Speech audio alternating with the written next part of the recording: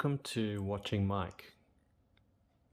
I've always been a fan of Seiko's Tuna range, with its aggressive and bold designs, covered with that rugged metal or plastic shroud, making it seem like the quintessential adventure/diving watch. However, in the past, most of these have ranged from 46mm to upwards of 50mm, which doesn't really bode well with a small 6.5-inch wrist that I have.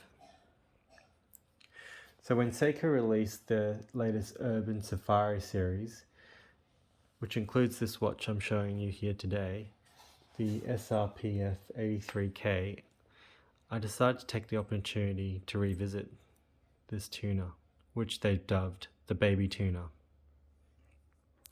Comes in a nice 43.2mm case with 20mm lugs and a 12.6mm in width size.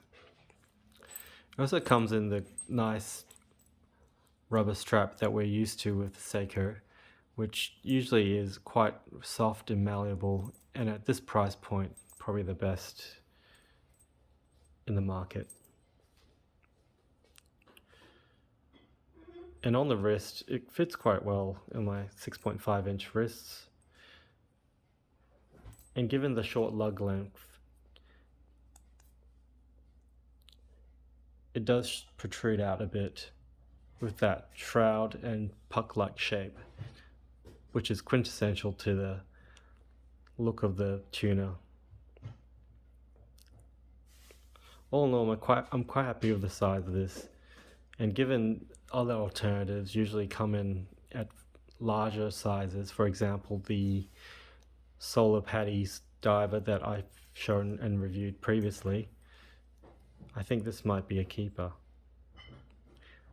Thanks for watching. Please like and subscribe for further content.